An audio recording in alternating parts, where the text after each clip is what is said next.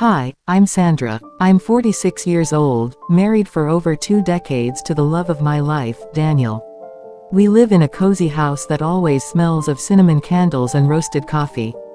But the real heartbeat of our home is my daughter, Grace. She's 21 now, but to me, she's still the little girl who ran into the kitchen with scraped knees and a wide grin, yelling, "Mama. Ice cream now, please." Her little hands, always sticky from candy, her laughter echoing through the house. Oh, those were golden days. I still laugh remembering how she'd hide behind the curtains during hide and seek, her feet visible the entire time. Grace wasn't just my daughter, she was my best friend. We'd do everything together, baking, shopping, gossiping, dancing around in the kitchen, singing badly off-key to 90s pop songs. When she turned 18, we threw a big celebration, balloons, music, all her friends, a cake taller than me. I remember hugging her that night and whispering, "You'll always be my little girl." Now she's in college, studying literature. Our house still rings with laughter, hers, mine, Daniel's. And yes, we sometimes imagine the future. Her wedding, her husband, the flowers, the dress. We used to talk about it, dream of it like all parents do. But life writes its own stories. It started with a girl named Emma. One Friday evening, Grace came home with her. Emma was beautiful, short dark curls, honey brown eyes, and a smile that felt like springtime. She greeted us politely, even brought homemade cookies. From that day on, Emma's visits became frequent. Almost daily. They'd lock themselves in Grace's room for hours, laughing, watching movies, studying, I thought. At first, I didn't think much of it. College friendships are intense. But then, little things started changing. Grace, my bubbly chatterbox, grew quieter. She was always on her phone, rarely talking to me like before. Her hugs felt rushed. Her laughter became rare. She'd smile, but her eyes seemed distracted. I'd lie in bed, staring at the ceiling, wondering, was she in trouble? Was she okay? Was it college stress? One evening, I decided to talk. I sat her down on the couch, held her hand, and asked gently, "Gracie, what's going on, sweetheart?"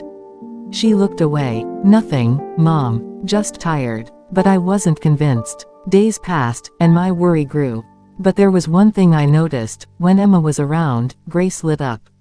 She was animated, alive. Her eyes sparkled in Emma's presence. Then it happened. One lazy Sunday afternoon, I was folding laundry when I heard soft music coming from Grace's room.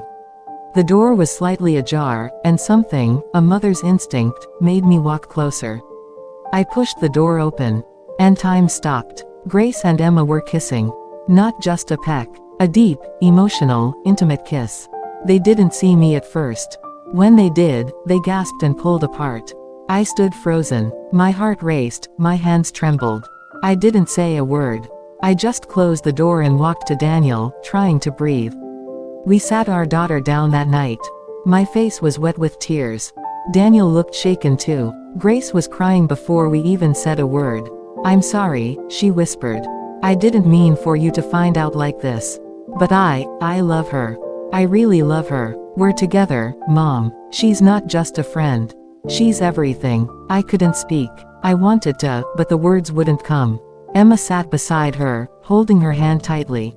I had dreamed of Grace's wedding, her husband, the day I'd help her pick a white gown. And now I didn't know what to feel. Confused, betrayed, hurt, lost. That night, I cried in bed. Daniel held me. "What did we do wrong?" I whispered. "Nothing," he replied. "We didn't do anything wrong. But maybe, this is just who she is." I didn't sleep. I lay there thinking, about Grace, about love, about motherhood. I remembered her first steps.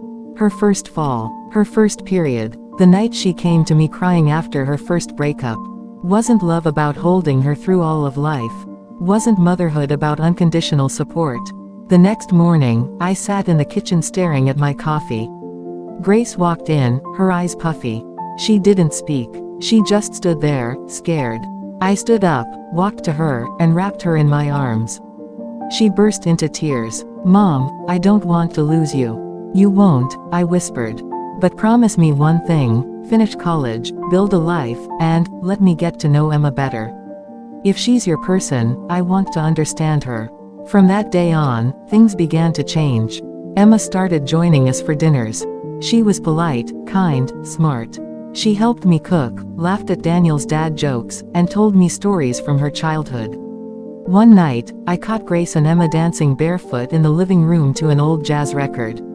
Their eyes locked. Their smiles, God, I hadn't seen Grace that happy in months. My heart softened. I understood. It wasn't a phase. It wasn't rebellion. It was love. Real, raw, beautiful love. Of course, the world wasn't so kind. Relatives gossiped. Friends made comments. My sister said things that stung. But when I looked at Grace, at how she glowed in Emma's presence, I knew their love was worth every whisper behind our backs. Some nights, Grace would curl up beside me and talk. I was so scared, Mom. So scared you'd hate me. I stroked her hair. Sweetheart, never. I might have been shocked. But hate, never. Emma started staying over more often. They'd cook together, watch Netflix till late, sneak kisses when they thought I wasn't watching. Once, I caught them cuddling on the couch, Emma's hand tracing patterns on Grace's back. Was it intimate? Yes. Was it slightly naughty sometimes? Sure, I wasn't blind. But it was also gentle, caring, safe. One rainy night, Grace came to my room. Mom, she whispered, can I tell you something? Of course. I want to marry her someday. My heart skipped. She was serious. So serious. I smiled. Then build your life first, baby. Make something for yourself. And then, yes, find your forever. Years passed. Grace and Emma graduated with honors. Emma became a graphic designer, Grace a writer. They moved into a small apartment across town. Then, one sunny afternoon, they came home, hand in hand, trembling. Emma knelt right in front of us. Mr. and Mrs., I want to marry your daughter. Will you give us your blessing? I cried. Daniel cried. And yes, we said yes. The wedding was not what I'd imagined years ago. It was more beautiful. 2 brides. 2 radiant smiles. A garden full of flowers. Vows that left no dry eye. And when Grace hugged me before walking down the aisle, she whispered, thank you, Mom. For choosing love over judgment. Love doesn't always come wrapped the way we expect. Sometimes, your child's path will be different. Sometimes, your dreams will be rewritten. But love, true love, is about letting them write their own story. And standing beside them as they do. My daughter didn't find a prince. She found a princess. And I couldn't be prouder. Sometimes, the love our children choose may not fit the dreams we had for them. But if we open our hearts, we realize their happiness was our dream all along. Love is love, and there's no greater gift than accepting your child just as they are.